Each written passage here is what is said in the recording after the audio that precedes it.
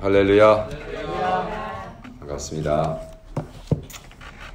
오늘 와서 찬양과 또 뜨거운 그 기도 소리가 너무 좋았습니다. 오늘은 그 Father's Day가 아니라 Mother's Day죠. Mother's Day는 언제나 스페셜한 것 같아요. 우리 잠깐 기도할까요? 성령 하나님, 우리에게 말씀으로 역사해 주시고 우리 사모하는 교회 모든 성도님들이 Mother's Day, 어버이의 날 꼭 필요한 말씀을 듣고 갈 수 있도록 도와주시옵소서. 감사하며 예수님의 이름으로 기도합니다. 아멘. 누가 하는 그 다큐멘터리 비슷한 걸 봤는데요. 거기서 이런 질문을 했습니다. 리서처가 당신 삶 속에 가장 아름다운 단어가 무엇입니까?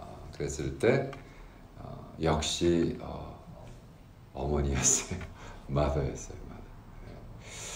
그래서 제가 그렇다면은 뭐 그 다음 단어는 아버지가 아닐까 이런 생각을 착각을 하고 계속 봤는데 아버지란 단어가 몇 번째 나오냐? 여러분 놀라지 마세요. 아버지들 실망하고 막 시험 들지 마시고 73번째 나옵니다.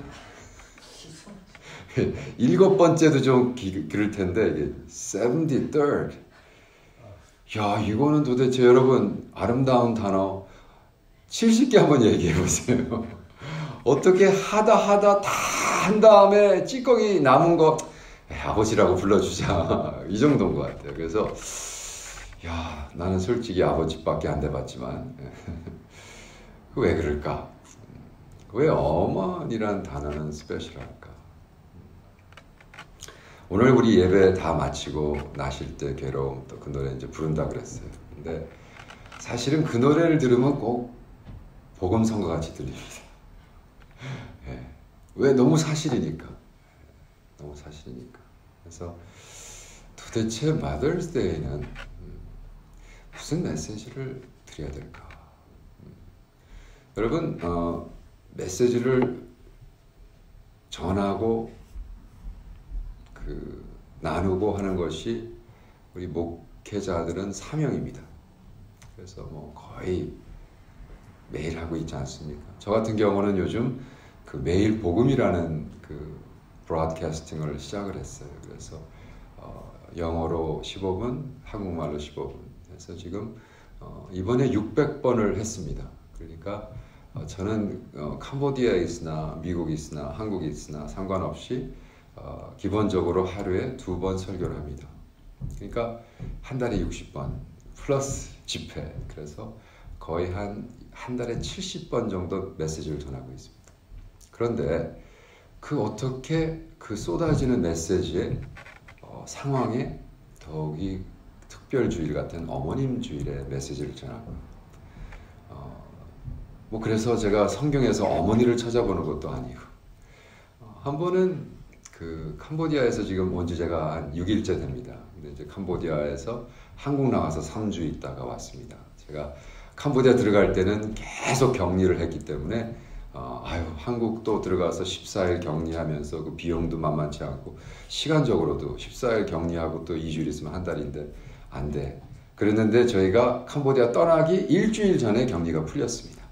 그래서 다행히 한국이 격리를 풀어주는 바람에 한국 가서 2주 동안 저희 아내랑 2주 동안 2년 반 동안 못 만난 사람들과 사역을 해야 되기 때문에 2주 동안 가기로 약속을 하고 여의 땅 스케줄을 잡는데 14일 동안 만나야 될 사람이 35명 그리고 집회가 8번이었습니다. 이건 불가능이죠. 그래서 아내는 집에 오고 저는 일주일을 더 있으면서 3주 동안 35명 모임과 8번의 집회를 소화시켰습니다.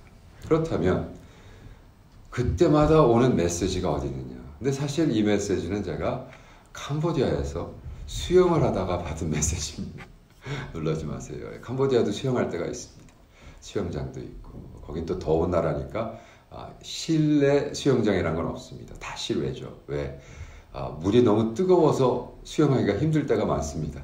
너무 더우니까. 하루 종일 햇빛이 쫙 쬐이니까 그냥 저녁에 가면 거의 밖에 나가서 이렇게 밀기만 하면 때가 밀릴 정도로 뜨끈뜨끈한 물입니다. 근데 제가 수영을 하다가 요즘 읽고 있는 그 소렌 키어케가르드라는 철학자의 책, 그 책에서 이 철학자가 이런 얘기를 합니다. 왜 예수님이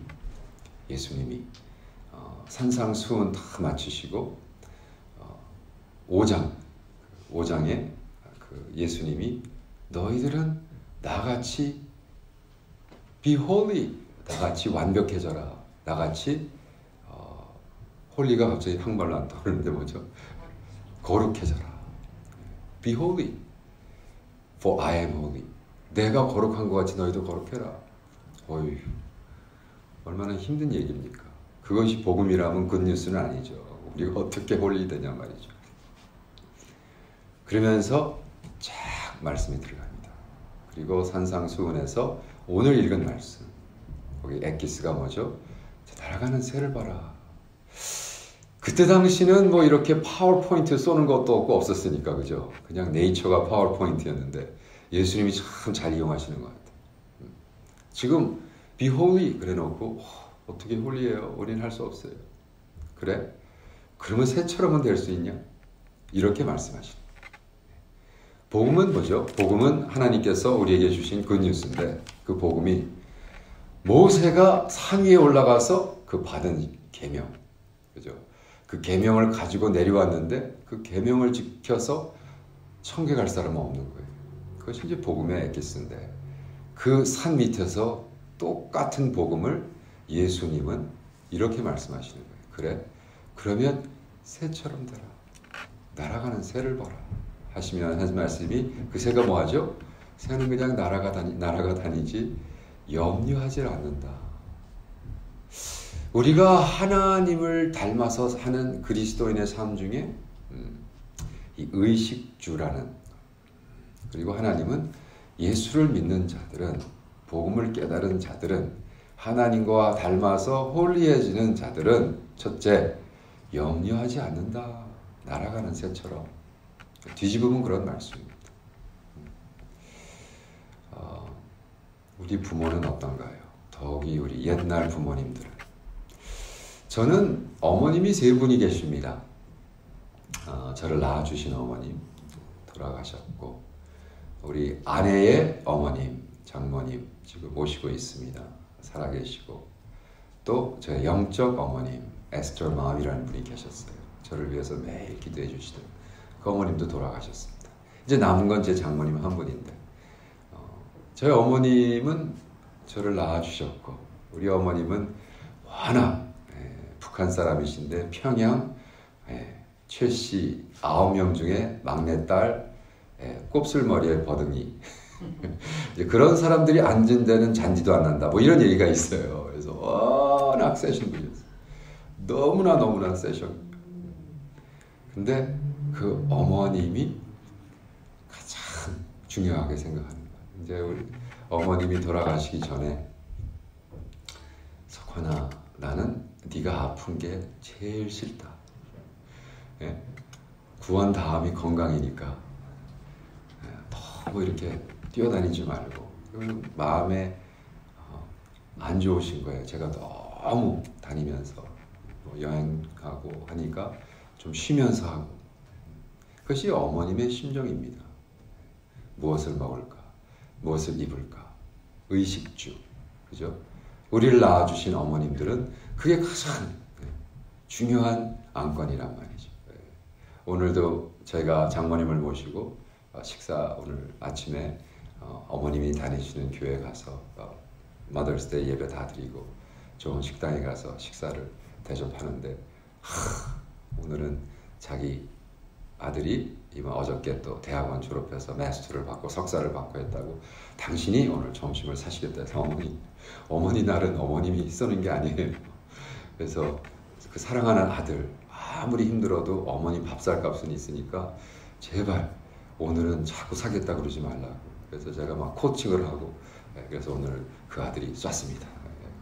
당연한 거죠. 그러나 어머님은 아직도 그 아들, 대학원 나온 아들, 당신이 먹이고 싶고 입히고 싶고, 어저께도 우리 집에 와서 이제 멀리 산 프레스노 살기 때문에 졸업을 하고 이제 우리 집에 와서 자는데 뭐 우리 집 다섯 뭐 있지만 다 꽉꽉 차 있으니까 어머님도 저희가 6개월 동안 모시고 사니까 제일 큰 방을 저희 장모님한테 내드리고 아버님 돌아가실 때 있었던 모든 퍼니처를 갖다가 옛날 방처럼 그대로 해서 어머님이 편하게 이렇게 모시고 있습니다. 그러니까 뭐 사실 잘 방도 없어요. 그러니까 우리 브라더인러가 리빙룸도 크고 침대도 갖다 놓고 이렇게 하는데도 자꾸 나와서 아들아 네가 내 방 가서 자라. 엄마가 여기서 잘게. 그래서 그때 내 엄마 그리고 들어간 호구 같은 놈이 어디 있겠어요. 그죠? 아니 엄마 무슨 소리냐고. 제가 왜 어머님 방에서 자냐고. 내 나이가 지금 50인데 어머님 86세 나신 어머님이 어머님 방에서 주무셔야죠. 그러나 어머님의 마음은 뭐예요? 힘들다는 거죠. 불편하다는 거죠. 리빙룸에서 자니까. 이것이 다 어머니의 심정이 아닌가 생각합니다. 그러나 진정한 영적 어머니의 관심은 무엇이어야 되는가? 저는 저희 장모님도 그렇고 저희 어머님도 그렇고 정말 잘해주세요. 정말 잘해주세요. 그런데 저의 영적 어머님 이름이 에스터였어요. 에스터. 그래서 에스터 어머님은 어떤 분이셨냐 하면 미국의 그 선교 이쪽에서는 전설적인 리더가 계십니다. 그 조남이 최일식 목사님. 최일식 목사님이 88년도에 저 위튼에 있는 칼러지에서 교회 목사들을 다 모아서 한번 선교 집회를 합시다. 그래서 KWMC라는 모임이 시작됐어요. 그때 당시 88년도에 한국 선교사들이 나가 있던 숫자가 600명밖에 안 돼요. 근데 그때 선교 물고를 들고 선교사들을 보내기 시작하고 거기서 이민교회를 모아서 후원하기 시작하고 그리고 그때 뭐라고 얘기했냐면 우리가 10,000명 선교사로 갑니다 하고 선교운동이 벌어졌고 그분이 그 후로 KWMA라는 걸 한국 가서 또 시작을 해서 한국에 있는 모든 교회를 선교 리소스 하는 걸로 묶습니다. 그래서 곧 10,000 됐고 그 다음에 20,000 됐고 그러니까 선교 이쪽에서는 정말 전설적인 리더세요. 근데 그분의 와이프가 에스터 맘이라는 분이에요. 한 번은 제가 도미니칸 리퍼블릭이라는 데서 선교 대회가 있었습니다. 갔습니다. 놀라워 저는 너무 감격이었어요. 왜? 방지일 목사님이라고 계십니다. 얼마 전에 돌아가신 104세 때 돌아가셨어요. 그분이 1940년도 때 중국의 선교사로 벌써 나가셨어요. 누구로서? 선교사의 아들로서. 그분이 중국이 문화 전쟁을 일으키면서 선교사를 다 죽이고 그러니까 할 수 없이 한국에 60년도 돌아오셔서 영등포에 교회를 시작하십니다. 그분이 방지일 목사님이세요. 그분이 104세 때까지 살면서 책을 114권을 쓰셨어요. 근데 제가 저희 아내랑 그 방지일 목사님 그 교회 유치원 출신입니다. 그래서 너무나 깜짝 놀란 거예요. 도미니칸 리퍼블릭에서 세계대회를 하는데 그때 당시 97세인가 하시는 목사님을 앉혀놓고 제 멘토이신 최일식 목사님, 그죠? 그때 당시 한 65세, 70대 되는 분들이 큰 절을 하는 거예요. 그때 제가 막 너무 충격을 먹고 근데 가만히 생각하니까 방지일 목사님이 영등포 시장 중간에 개척교회를 하셨다는 거예요. 근데 내가 교회 이름도 모르는데 가서 목사님 혹시 그 영등포 유치원 여기 아닙니까? 그랬더니 그걸 네가 어떻게 아냐? 그래서 목사님 제가 그 영등포 유치원 출신입니다. 그랬더니 그래? 너의 아버님 어떻게 되시냐? 그래서 영등포 그 로타리에 저기 있는 피부 비뇨기과 원장하셨습니다. 그랬더니 야 너의 아버님 이름 딱 석자 되시고 너의 어머님 이름 되시고 너무나 놀랐어요. 그분은 천재세요. 네. 컴퓨터처럼 돌아가시는데 내가 45년 전에 네 아버지 신방했다. 얼마나 충격이에요. 그래서 내가 그걸 어떻게 기억하세요? 그래서 제가 방지일 목사님을 쫓고 하고 그래서 최일식 목사님을 너무나 존경해요. 근데 그 집회 때 최일식 목사님 사모님이 이렇게 지나가다가 네가 바보냐? 그러는 거예요. 그래서 제 영어 이름이 밥이잖아요. 그래서 오석환이라고 안 그러거든요. 그냥 밥이라 해서 밥오 목사인데 네가 바보냐? 그래서 네 누구세요? 그랬더니 나 최일식 와이프다. 그래서 아유 어머니 반갑습니다. 얘기 많이 들었어요. 굉장히 유명한 분이에요. 왜? 애를 9을 낳았어. 대단하시죠. 애를 9을 낳아가지고 잘 키우셨어요. 근데 갑자기 그 어머님이 뜬금없이 너 내 10번째 아들 해라. 그래서 아니 왜요? 9 is not enough? 그랬더니 그게 아니라 나 너 때문에 살았다. 그래서 그건 또 무슨 말씀이세요? 그랬더니 사실 우리 남편이 한국 들어가서 KWMA라고 하면서 큰 교회 막 이렇게 하는데 당신이 사실은 신학교 다닐 때 곽선희 목사랑 신학교를 같이 다니신 분이 굉장히 엘리트죠. 그 옛날 사람이 곽선희 목사랑 신학교를 같이 다녔었으니까. 근데 그 어머님이 한국 가서 너무나 교회들이 막 썩어 문드러지고 거기 너무나 안 좋은 걸 많이 봐가지고 클리니컬 그 디프레션에 빠지신 거예요. 남편은 지금 선교 모은다고 그러고 다니는데 와이프는 집에서 디프레션에 우울증에 빠져가지고 이제 치료를 해야 되는데 어떻게 한국은 또 체면 문화이기 때문에 그렇게 할 수가 없는 거예요. 근데 어느 날 TV를 틀다가 제가 제주도에서 부흥 집회하는 걸 보셨대요. 그게 언제였냐면 오래전에 조영기 목사님이 불러주셔서 그 조영기 목사님 2,000명의 리더들을 데리고 제주도에서 제가 설교 3시간짜리 한 게 있어요. 2번에 거쳐서 1시간 반째. 근데 그게 텔레비 뜬 거를 보고 너무나 은혜를 받으시고 그거를 저기 스테이션에 연락해서 카세트로 받아가지고 카세트로 받아서 하루에 10번씩인가 들으셨대요. 그리고 6개월 만에 치유를 받으셨대요. 디프레션에서. 그리고 하시는 말씀이 나 너 때문에 살았다. 너 내 아들 해라. 그런 상황에서 안 하겠습니다. 그러면 그것도 예의도 아니고 그래서 네. 아들 할게요. 저는 굉장히 어머님이 그냥 심발릭하게 그냥 예의를 갖추시느라 그런 거죠. 그게 아니었어요. 아주 심각하게 생각하시고 저희 가정을 위해서 저희 아내와 저를 위해서 매일 기도해 주신다 그러고 이번이 결혼 50주년 기념인데 우리 온 가족이 우리가 큰 거를 빌려서 온 가족 여러분 9명과 부인과 애들이 온다고 생각해 보세요. 자녀들 큰 거를 통째로 빌려서 우리가 파티하는데 저 동부 저기 비치에서 하는데 멀러 비치라는데 올래? 그래서 와라. 그래서 우리 또 가서 가족들 그래서 온 가족이 진짜로 형제자매처럼 지내고 있습니다. 근데 제가 옥스퍼드에서 공부할 때 갑자기 최일신 목사님이 연락이 왔어요. 야, 에스터 맘 돌아가셨다. 그래서 제가 급히 옥스퍼드에서 비행기를 타고 동부에 갔는데 참 일이 어떻게 됐는지 그 첫 번째 아들이 행방이 좀 이상한 거예요. 왜냐하면 이 아들도 선교사인데 얘는 선교지 들어갑니다. 들어가면 2년 3년 동안 연락이 없는 데 가서 사역을 하는 거예요. 아마 위험한 지역에서 사역을 하는 거니까 아예 연락을 끊고 이메일도 안 하고 전화도 없고 그 와중에 어머님이 돌아가셨어요. 그래서 제가 정말로 첫째 아들 더욱이 자녀들이 한 놈도 한국말을 하는 애들이 없어가지고 제가 MC 쓰고 주례를 인도하고 퓨너럴 때 시를 써서 읽어드리고 기도하고 또 커픈 저기 관 옆에 서서 조객들과 인사 나누고 했습니다. 왜 이렇게 길게 우리 에스더맘 돌아가신 어머님을 설명하냐면요, 이 관심이 다르더라고요. 여러분, 영적 어머님과 육적 어머님의 관심이 다르더라고요. 그게 뭐냐면 우리 어머님, 우리 장모님도 포함해서 의식주에 굉장히 관심이 많았어요.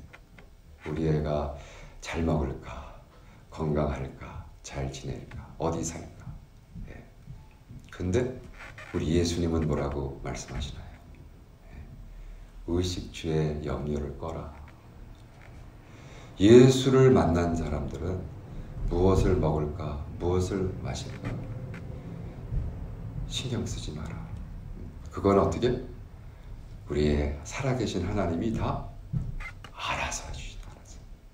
그러면서 하시는 말씀이 쟤네들은 창고도 없는데 먹이시잖아. 너희 하나님이 너희를 안 먹이겠느냐. 그런 의미에서 저는 에스더 마음을 참 그리워합니다. 왜? 그분은 우리 오 목사가 잘 먹고 건강하고 그런 기도는 안 하셨어요. 먼저 그 나라와 그 의를 위해서 살 수 있도록.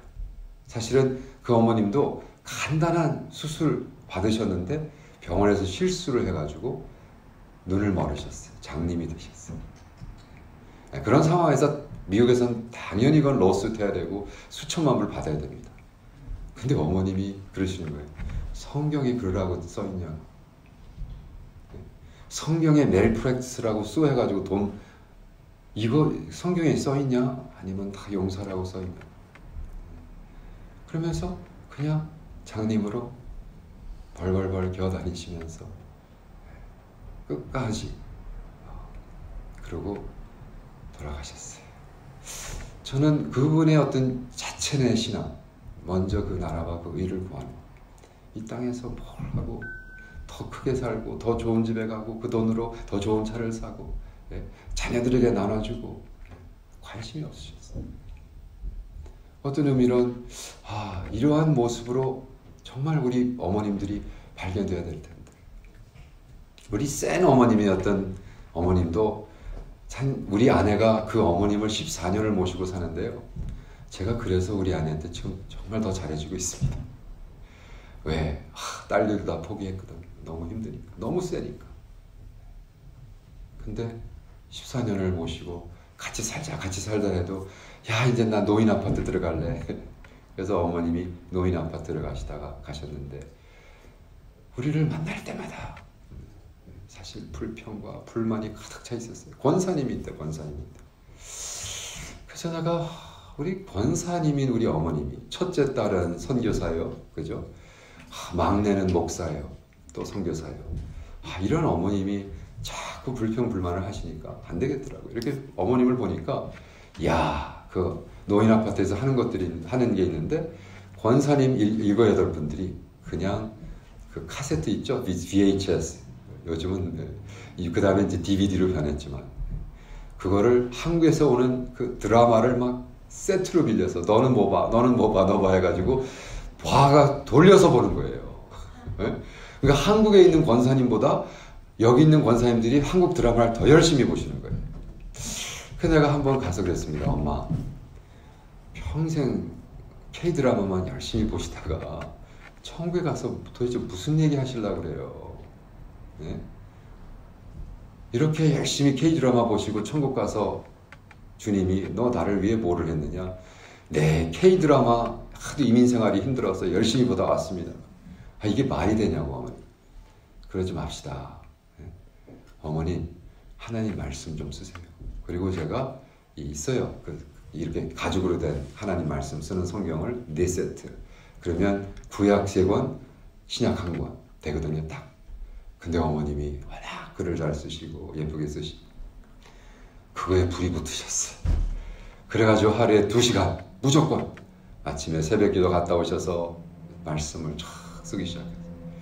어머님이 언제 돌아가셨냐면 신약과 구약 그거를 5번을 쓰시고 딱 쓰시고 돌아가셨어요. 그래서 제가 어머님이 이제 난 가야겠다 해서 어머니 그러면 신약만이라도 저 손자가 10몇이니까 신약 8이니까 신약 썼어요. 그래서 신약 마태복음 6장인가 쓰다 가셨어요. 어머님은 여기까지. 자기가 난 5명 애들에게 하나님 말씀을 남기고 가셨어요. 그런데 어머님의 놀라운 변화가 시작되셨습니다. 하나님 말씀을 쫙 매일매일 읽으시면서 묵상하시면서 쓰다 보니까 어느 날 찬양이 나오고 감사가 나오고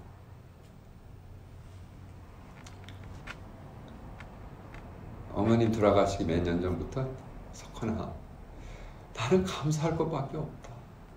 나는 모든 게 감사다. 몸이 아프고 파킨슨스로 떨기 시작하고 넘어지시고 그래도 또 정신이 오시면 석헌아 나는 오늘 왜 이렇게 감사하냐. 왜 이렇게 감사해. 뭐가 엄마 이렇게 감사해? 그랬더니 아직도 손이 떨려도 내가 성경 말씀을 쓸 수 있잖아. 네. 여러분 어떤 간증이 남으십니까? 내가 잘 먹은 것, 잘 사는 것, 내가 때같이 떼돈을 벌어서 내가 손자한테 수십만 불 남겨놓은 것, 그게 여러분의 간증이십니까? 저는 매년 한 권의 간증집을 쓰고 있습니다. 이거는 방질 목사님한테 배웠어요. 저의 스피리추얼 멘토였고 스피리추얼 파더였던 방질 목사님이 본대로 들은 대로라는 그 수필, 에세이를 100개가 딱 차면 그 100개를 가지고 출판사에 갔어요. 그래서 본대로 들은 대로가 23권인가 있습니다. 23권을 쓰셨어요. 전 세계를 다니면서. 근데 저는 매년 Pillar of Fire, Pillar of Cloud, 하나님의 제가 1년 일기 중에 간증 남는 것들을 사진도 싣고 해서 매년 쓰고 있습니다. 왜? 우리는요, 우리 인생에서 남는 것은 신학적인 것이 아니고 저는 간증이라고 믿습니다. 우리 아들에게, 자녀들에게. 아마 우리 손자, 손녀들이 제가 죽은 다음 증손자쯤 될까요? 100년 뒤에 제가 남겨놓은 간증집을 읽으면서 아마 이런 얘기를 할 겁니다. 와, 우리 great grandfather는 가진 것은 없었고 누리는지는 못했지만 정말 예수님 한 분은 끝내주게 사랑했구나. 이런 간증을 매일매일 쓰고 있습니다. 왜? 저희 어머님이 그런 간증을 남기셨어요. 어머님이 기쁘고 찬양이 충만하니까 어머님이 섬기던 LA에 있는 교회, 오아시스, 새생명 오아시스 교회, 거기 권사님이셨어요. 거기가 예배당을 구입했어요. 몇백만 불짜리 구입해가지고 이제 해야 되는데 너무나 힘이 드니까 우리 목사님이 우리 건축 헌금 좀 도와주세요 그러는데 뭐 교인도 얼마 못하는 거예요. 근데 한 번은 어머님이 저한테 연락을 하셨어요. 석환아, 너무 미안하다. 그래서 또 뭘 또 미안해. 어머님 집에 찾아가서 뭐가 미안해 엄마 그랬더니 석환아, 내가 너 성경금 하려고 그 모아놓은 돈 5,000불이 있었는데 그래서 너 캄보디아 선교를 쓰려고 5,000불 준비했는데 오늘 새벽 기도 갔더니 주님께서 나한테 너는 왜 네 아들만 그렇게 생각하느냐? 니네 교회가 지금 목사님이 담임 목사가 지금 예배당 진다고 그러는데 아무도 헌금을 안 해서 이렇게 고생을 하는데 너는 왜 5,000불 너희 아들한테만 주려고 손이 안으로 굴으면 안 되지. 그의 나라와 그의 의를 위해서 해야지. 그래서 어머님이 새벽 기도 끝나고 목사님 빨리 저 좀 라이드 주세요. 그리고 목사님이 라이드 줘서 이렇게 숨겨놓은 데서 5,000불을 헌금 현찰로 하고 그 다음에 나를 불러서 그렇게 우시는 거예요. 미안하다고. 내가 너 주려고 한 돈을 하나님한테 뺏겼다고. 하나님 새벽 기도 때 말씀하셨어요. 엄마 괜찮아. 하나님이 어머님의 그 헌금을 기쁘게 받으실 거예요. 근데요, 기적이 일어나는 거예요. 그 교회에서도 기적이 일어났어요. 그 교회에서 가장 가난한 오 권사님이 5,000불 헌금하셨다라는 소식이 퍼져지니까 더 잘 사는 권사님은 10,000불, 또 자녀가 잘 사는 20,000불 해가지고 건축이 다 마무리가 되고 그 교회에서 저희 가정에게 한 달에 500불씩 헌금을 하기 시작하셨어요. 아주 오래전부터. 그래서 우리 어머님이 저에게 줄 거에 여러 10배 넘게 벌써 헌금을 받았어요. 그래서 저는 이런 얘기를 합니다. 우리 어머님이 주의 음성을 듣고 기쁜 마음으로 주님께 바쳤더니 정말 그 아들이 의식주가 이렇게 해결이 되는구나. 할렐루야. 여러분 어머님으로서 자녀들의 의식주에 대한 기도만 하십니까? 아니면 예수를 믿는 사람은 그런 염려는 하지 말라고 했는데 정말 날아가는 새를 바라보면서 맞아, 예수 믿는 사람은 저런 걱정하면 안 되지 하고 주님께 다 약속하고 주님께 헌신하고 그래서 매일 기도는 뭐예요? 매일 우리의 주실 양식을 위해서 daily bread 매일 먹을 그죠? 기도하고 그 하나님과의 관계 속에서 그래서 여러분도 여러분이 가신 후에 자녀들을 정말 우리 어머님 정말 가진 거 없었으나 가진 거 다 주님을 위해서 바쳤으나 내가 그분 때문에 이렇게 복된 삶을 산다 라는 간증을 남기는 여러분 또 자녀들, 여러분 손자 손녀들 되기를 축원합니다. 기도하십시다. 그렇습니다. 주님, 우리에게 남길 수 있는 것 간증이며 우리가 무엇을 남기겠습니까? 금은 부활을 남기겠습니까? 명예를 남기겠습니까? 우리에게 이런 간증을 남기고 우리 자손들에게, 우리 손자 손녀들에게, 우리 가까운 친구들에게 참 저 형제는, 저 자매는, 저 권사님은, 저 장로님은 정말 평생 주를 위해 살았다 라는 간증이 남는 이러한 어버이 주일 기억되도록 주여 도와주시옵소서. 말씀으로 역사하시니 이 말씀 받고 오늘도 우리가 승리할 수 있도록 도와주시옵소서. 할렐루야. 감사하며 찬양하며 예수님의 이름으로 기도합니다. 아멘.